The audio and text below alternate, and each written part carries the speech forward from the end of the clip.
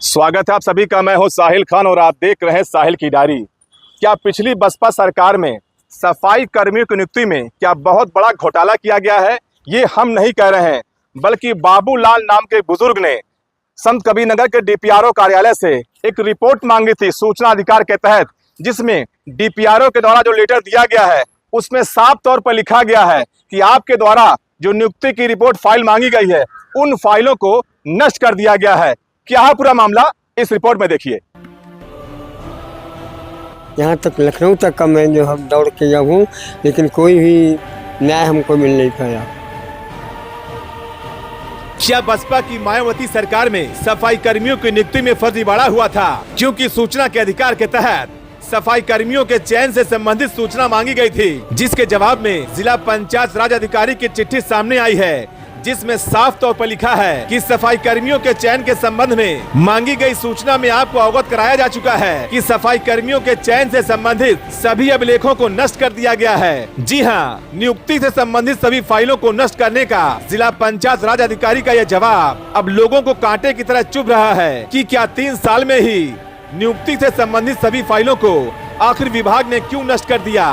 दरअसल ये पूरा मामला यूपी के संत कबीरनगर जिले का है, जब मेहदावल तहसील के साढ़े खुर्द गांव निवासी बाबूलाल के द्वारा सूचना के अधिकार के तहत मांगी गई सूचना में खुलासा हुआ है। दरअसल सफाई कर्मियों के चयन के संबंध में साक्षात्कार, साइकिल टेस्ट, नाली की सफाई आदि के लिए एक कॉल लेटर बाबूलाल के बेटे अमरेंद्र कुमार को भी आया था कि 22 अगस्त 2008 को सुबह 8 बजे से समाप्ति तक आपको उपस्थित रहना है, और कॉल लेटर के अनुक्रमांक संख्या 1238 पर अमरेंद्र कुमार ने तय समय पर उपस्थित होकर सभी टेस्ट दिए, लेकिन अमरेंद्र कुमार की जगह उन्हीं के अनुक्रमांक 1238 पर राम भवन पुत्र सुखनंदन की नियुक्ति कर दी गई। और जैसे ही नियुक्ति का रिजल्ट घोषित हुआ तो अमरेंद्र कुमार के पैरों तले जमीन खिसक गई कि आखिर उन्हीं के रूल नंबर पर दूसरे की नियुक्ति कैसे हो गई। जिसके बाद अमरेंद्र कुमार के पिता बाबूलाल ने नियुक्ति के संबंध में संत कबीरनगर के जिला पंचायत राज अधिकारी से सूचना मांगी और पिछले 16 साल से बेटे की नौकरी के लिए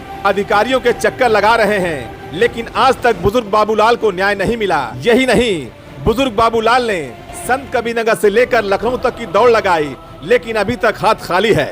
और थक हार कर एक बार फिर से बुजुर्ग बाबूलाल ने संत कबीरनगर के डीएम महेंद्र सिंह तंवर के दरबार में हाजिरी लगाई, जिस पर जिलाधिकारी महेंद्र सिंह तंवर ने बुजुर्ग बाबूलाल की फरियाद सुनी और विभाग के जिम्मेदारों को जांच का आदेश दिया है। लेकिन 2013 में रहे जिला पंचायत राज अधिकारी आनंद प्रकाश त्रिपाठी का लेटर कई सवालों को जन्म देता है कि मान लीजिए अमरेंद्र कुमार मेरिट में नहीं आए और उनकी जगह राम भवन का सफाई कर्मी के पद पर चयन हो गया, तो आखिर सूचना के अधिकार के तहत दी गई चिट्ठी में इस बात का उल्लेख क्यों किया गया कि सफाई कर्मियों के चयन से संबंधित सभी दस्तावेजों को नष्ट कर दिया गया है? क्या ये सही है कि महज 3 साल में ही नियुक्ति की सभी फाइलों को नष्ट कर दिया जाए, जबकि नियुक्ति से संबंधित सभी फाइलों को तय समय के लिए लॉकर में सुरक्षित रखा जाता है? चलिए मान लीजिए कि नियुक्ति की फाइलों को नष्ट करने का आदेश दिया गया था, तो आखिर उन फाइलों को नष्ट करने का आदेश किसका था और ये आदेश क्यों दिया गया? और ये सवाल तो बनता है और इसका जवाब भी देना ही पड़ेगा। लेकिन जब इस पूरे मामले पर जिला पंचायत राज अधिकारी राजेश कुमार से सवाल किया गया तो उन्होंने इस मामले पर कुछ भी बोलने से साफ इनकार कर दिया कि मामला पुराना है, अभी हम इस पर कुछ भी नहीं बोल सकते। अरे साहब, एक बुजुर्ग पिछले 16 साल से न्याय के लिए भटक रहा है कि अभी भी दस्तावेज देखना बाकी रह गया है। चलिए आप खुद सुन लीजिए बुजुर्ग बाबूलाल की जबानी कि आखिर इनकी परेशानी क्या है, अब न्याय के लिए किसका दरवाजा खटखटाएंगे और इन्हें न्याय मिलता भी है या यूं ही इनकी जिंदगी बीत जाएगी। स्पेशल डेस्क, साहिल की डायरी।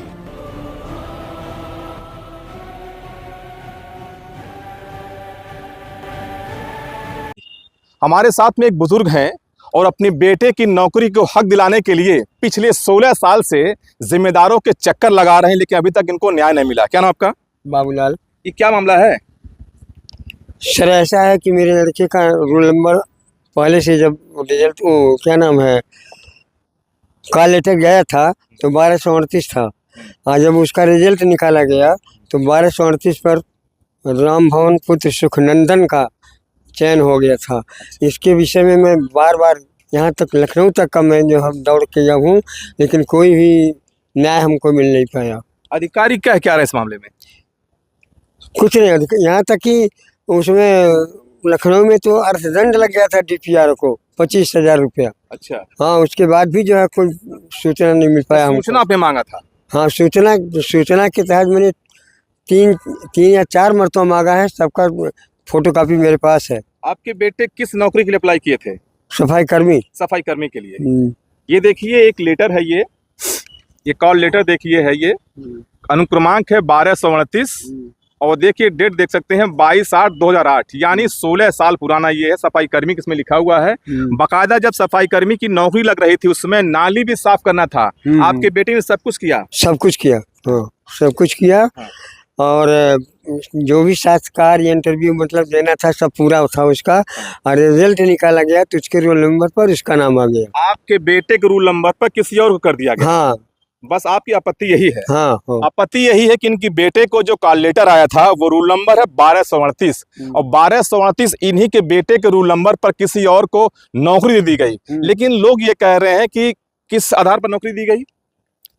उनको करेंगे अनुसूचित जात के नाते दिया गया उनको। अच्छा, लेकिन रोल नंबर तो अनुसूचित और ओबीसी का कहीं अलग चुकी है नहीं थे। क्योंकि जिस तरह से इनके बेटे को ये कॉल लेटर आया था 1238 रूल नंबर, इसी के द्वारा उनको भी आना चाहिए जिसका नौकरी हुआ है। आखिर उनका रूल नंबर क्या है? जब इन्होंने सूचना मांगा तो इनको साफ तौर पर देखे दिया हुआ है। देखिए यहाँ पर ये देख सकते हैं, ये देखिए 1229 राम भवन, ये साफ तौर लिखा हुआ है कि राम भवन को भी कॉल लेटर आया होगा। तो आखिर राम भवन का रूल नंबर क्या था? उनकी अगर नियुक्ति हुई तो उन्हीं के रूल नंबर पे होनी चाहिए थी, क्योंकि अगर इनका निरस्त हो गया तो इस रूल नंबर पे इनको क्यों किया गया? यही दिक्कत है ना। बस, हाँ, इस पर अधिकारी क्या कह रहे हैं? कोई भी इसमें सही निर्णय नहीं ले पा रहे हैं। हाँ। हाँ, सभी लोग जो है बस लिपा पोती वाला काम, बस किसी तरह से जो है मतलब डीपीआर से लेकर के कोई भी इसमें कोई जो है काम नहीं कर पा रहे हैं। अभी आप डीएम साहब के पास आए थे, डीएम साहब ने आपसे क्या कहा?